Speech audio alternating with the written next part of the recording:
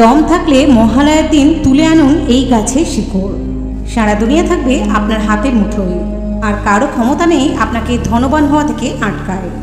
বন্ধুরা, এই অমাবস্যা চলাকালীন সময়ে যারা সামান্য এই কাজটি করে তারাই হয় ভাগ্যশালী ও কোটিপতি।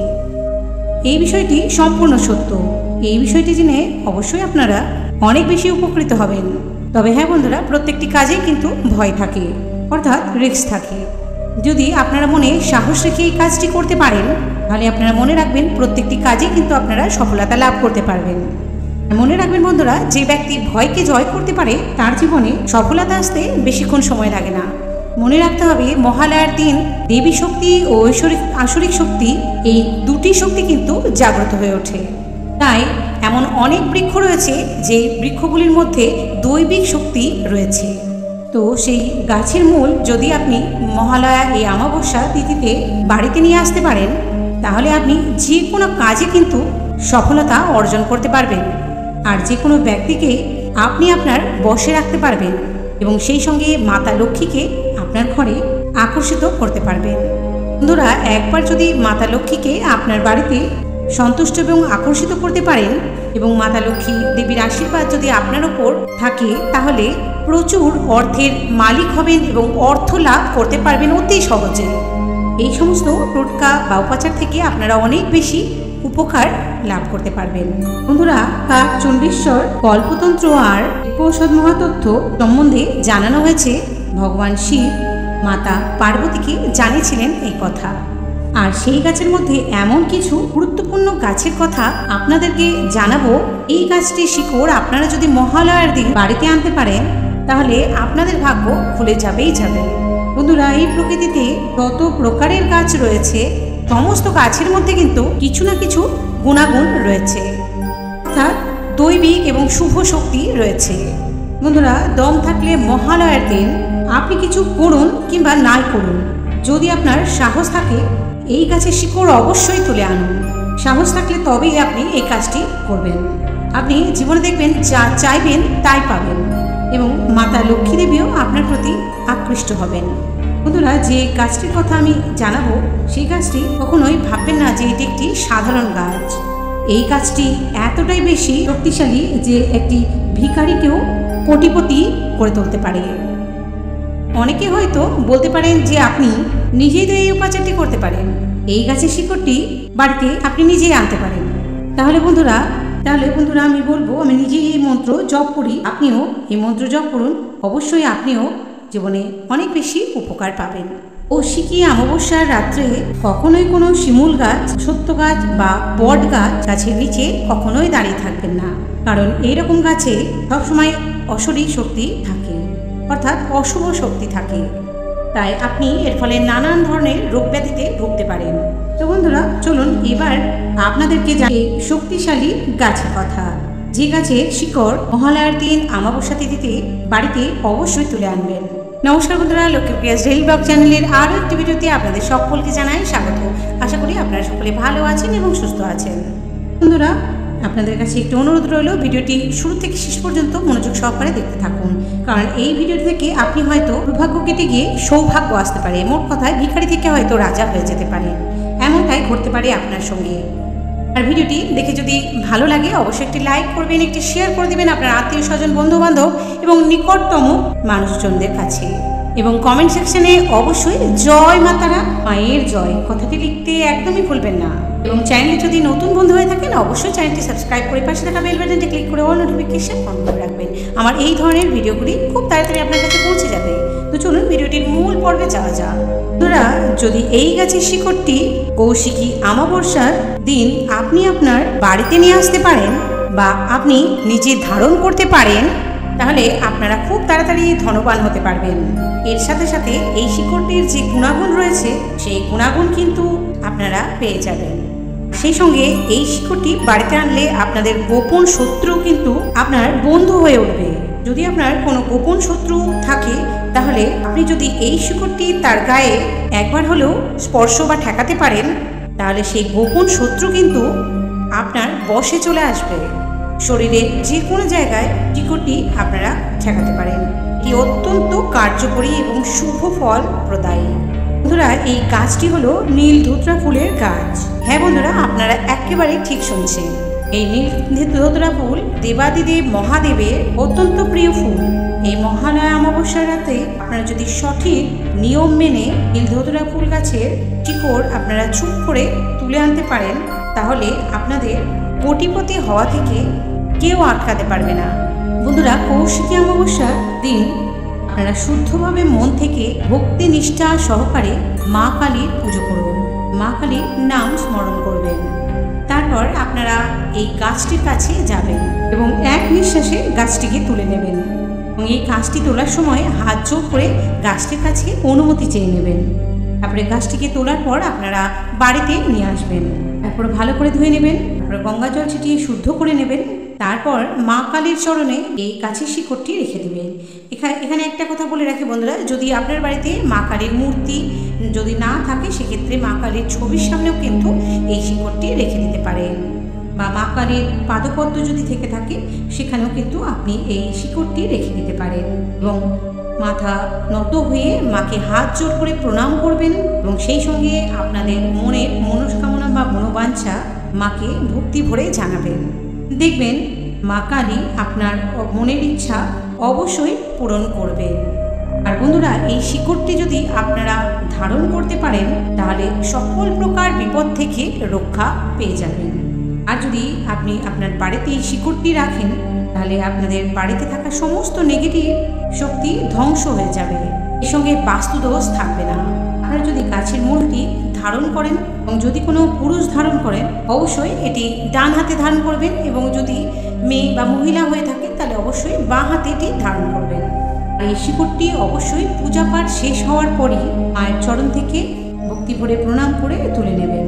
তারপরে একটি পরিষ্কার শুদ্ধ সাদা কাপড়ে মুড়ে বেঁধে আপনারা এটিকে ধারণ করবেন।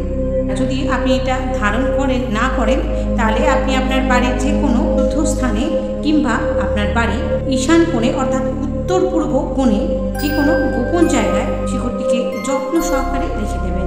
এই ক্রিয়াটি করবার ফলে আপনাদের উপর মা তারার আশীর্বাদ সর্বদাই থাকবে এবং সেই সঙ্গে দেবাদিদেব মহাদেবের আশীর্বাদও থাকবে আপনার উপর।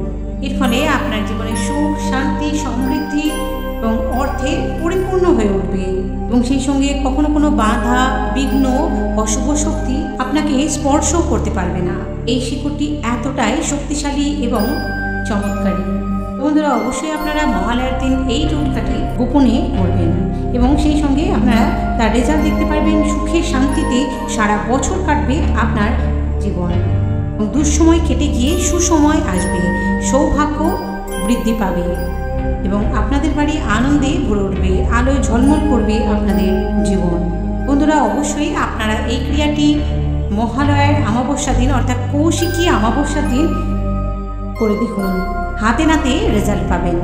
বন্ধুরা, আমরা জীবনে সুখে শান্তিতে থাকবার জন্য অনেক কিছুই তো করি, কিন্তু এটি করলে আপনার কোনো অর্থ খরচ হবে না, টাকা পয়সা খরচ হবে না এবং আপনাকে কোনো শারীরিক পরিশ্রম করতে হবে না।